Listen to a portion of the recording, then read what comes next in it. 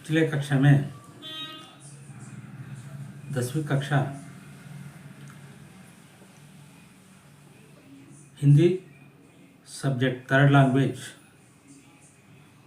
कुछ important question बता दिया है।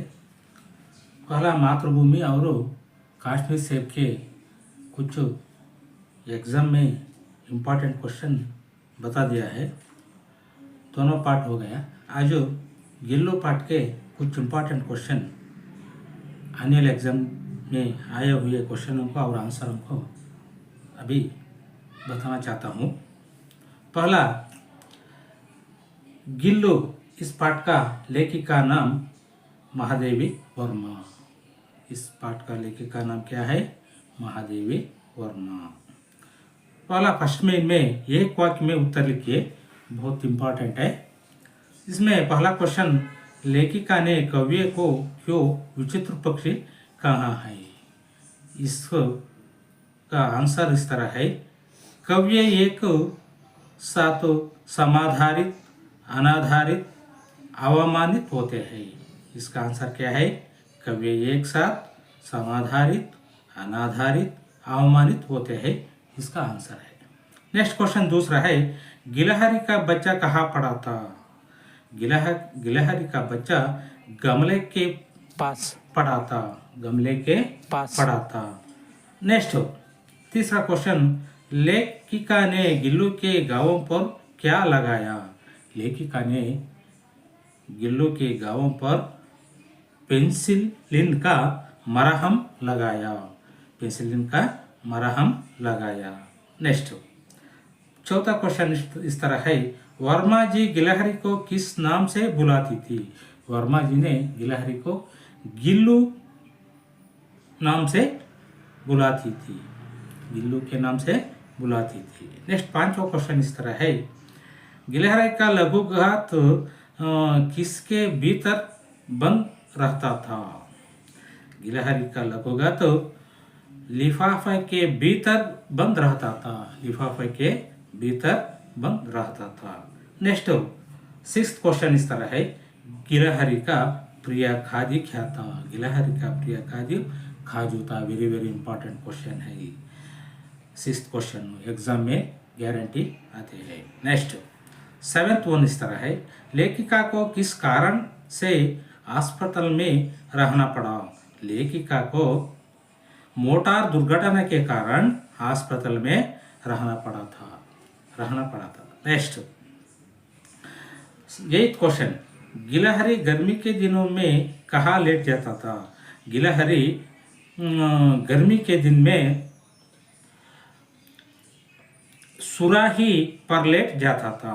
आंसर क्या है?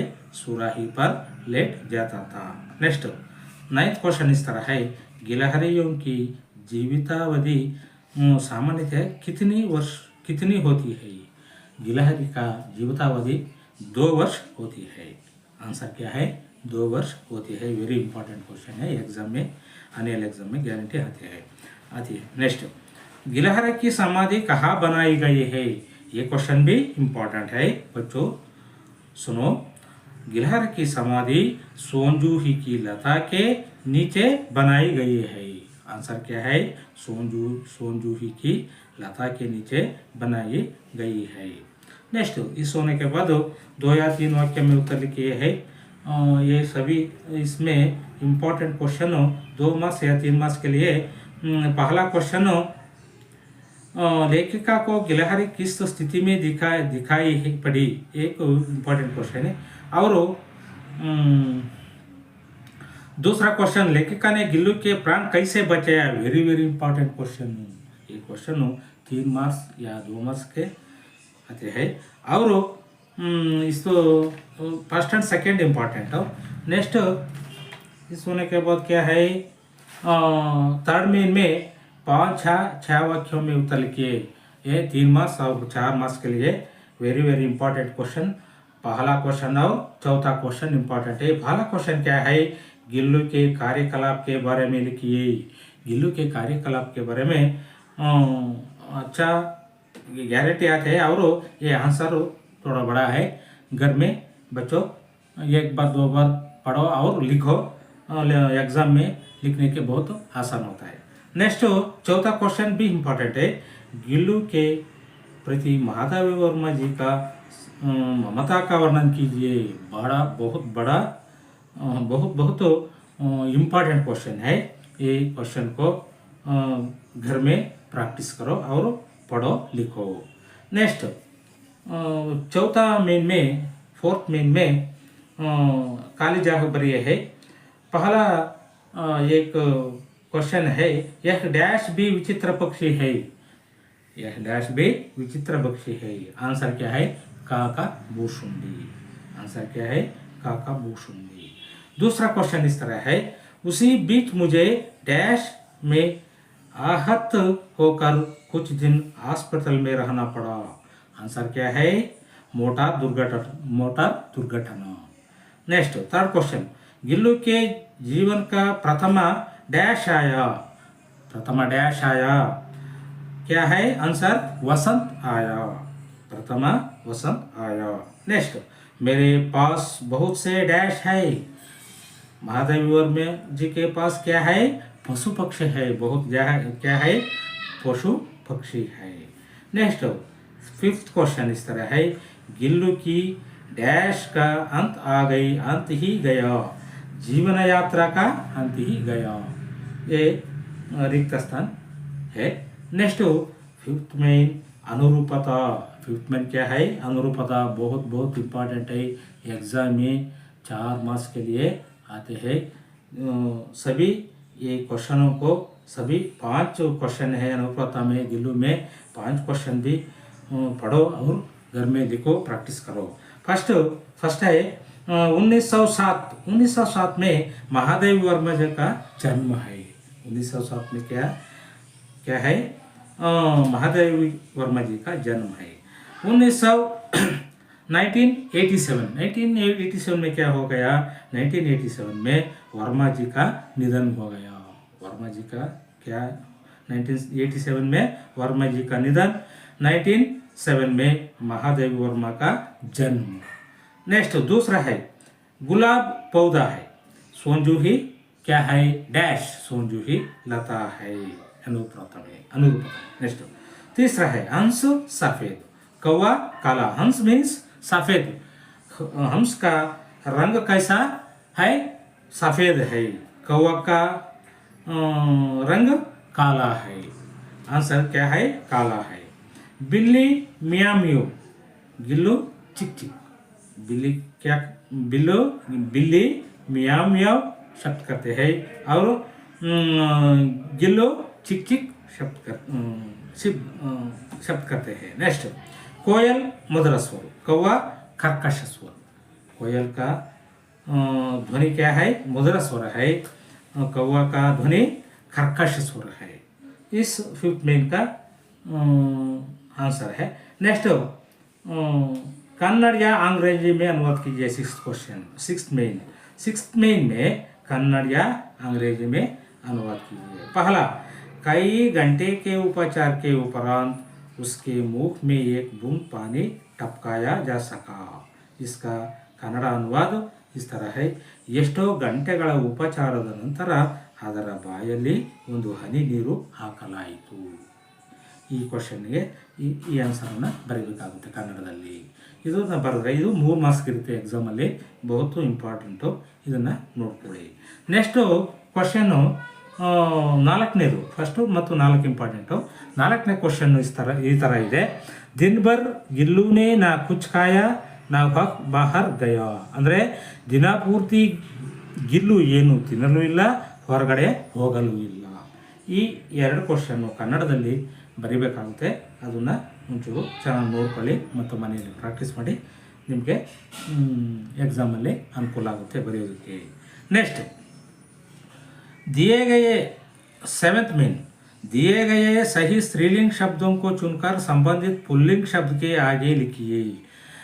ये ग्रामर पॉइंट में लिंग के बारे में एक क्वेश्चन 1 मार्क्स के लिए एग्जाम में आते हैं। इसमें पुल्लिंग और स्त्रीलिंग। पुल्लिंग पहला वन लेखक, स्त्रीलिंग क्या है? लेखिका। आंसर क्या है? लेखिका।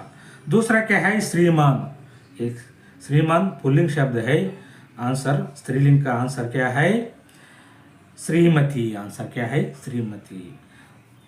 तीसरा वन मयूर पुल्लिंग शब्द है, मयूरी स्त्रीलिंग शब्द है, आंसर मयूरी।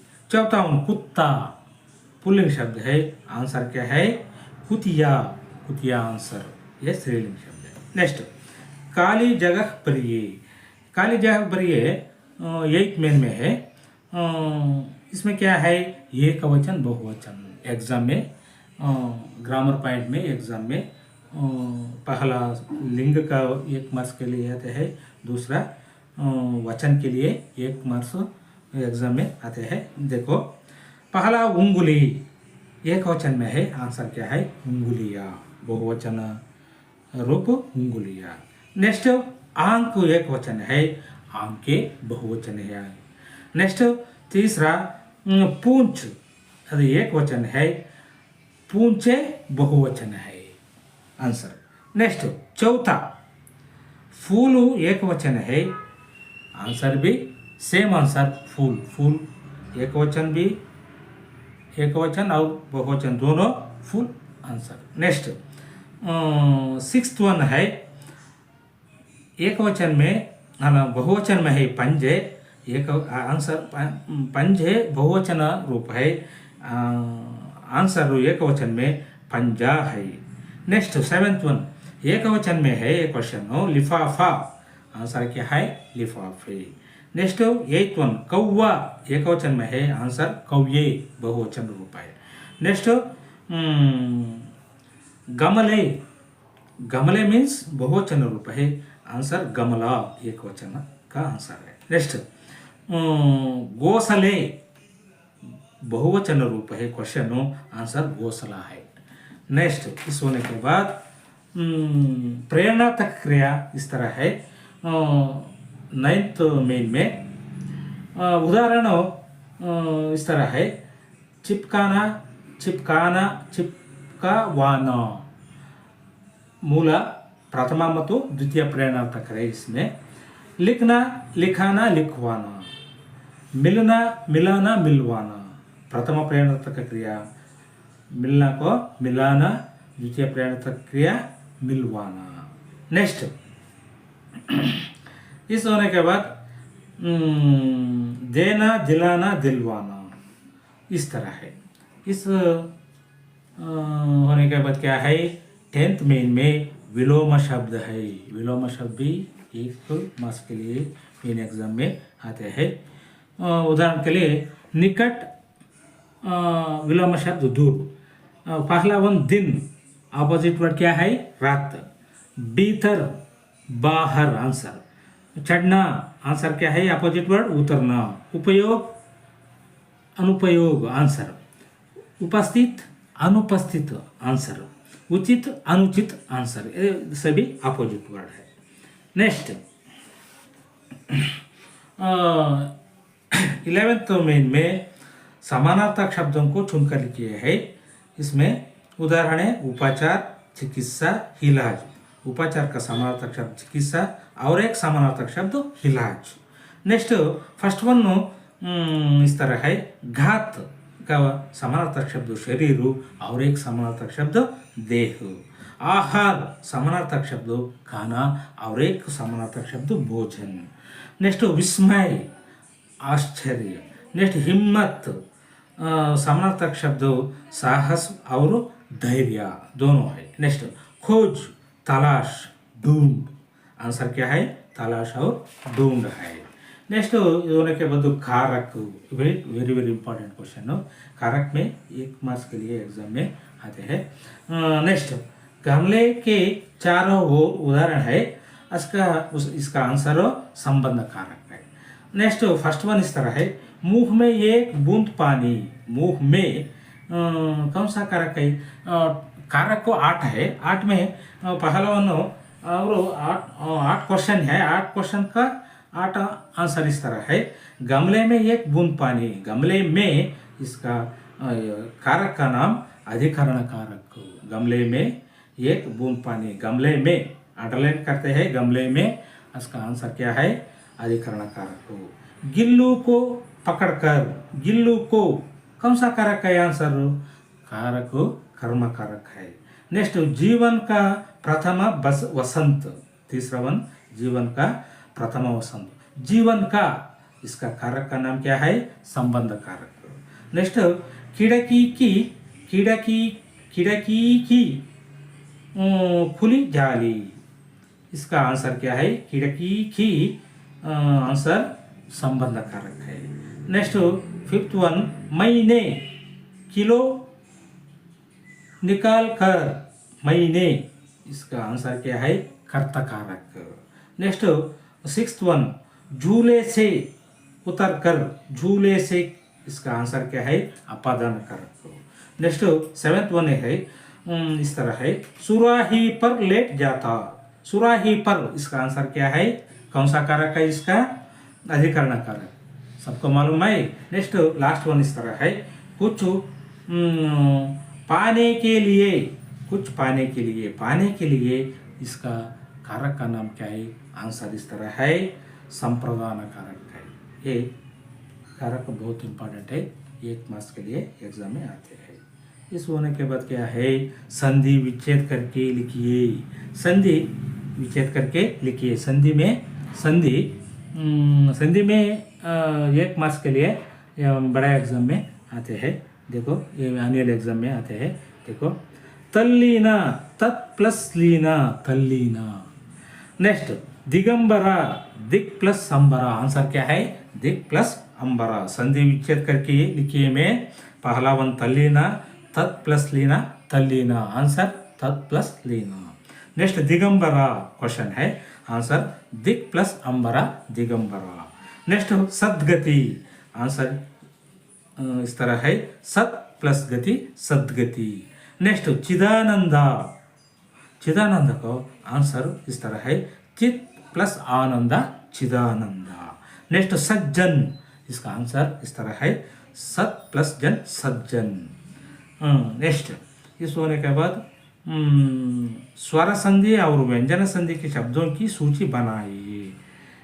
ये कोष्टक है, स्वर संधि का एक कोष्टक है और दूसरा व्यंजन संधि। स्वर संधि में ये कौन कौन सा शब्द इस तरह आते हैं? स्वर संधि में गिरीश इत्यादि, सदैव, नयन, महोत्सव आदि आते हैं। नेक्स्ट, व्यंजन संधि में क्या क्या आते हैं ये टेक्स्ट बुक में? सदाचार, वागीश, नेक्स्ट क्या है? षड्दर्शन और जगन्मोहन। इस तरह को स्वर संधि और व्यंजन संधि में आते हैं। ये सभी एक बार टेक्स्ट बुक देखो और पढ़ो और लिखो, 2 बार 3 बार पढ़ो और 2 बार 3 बार लिखो। एग्ज़ाम में लिखने की बहुत आसान होता है। सबको धन्यवाद। अभी खुशी के लिए एक गाना गाते हैं, देखो कुछ करो। थैंक यू, धन्यवाद।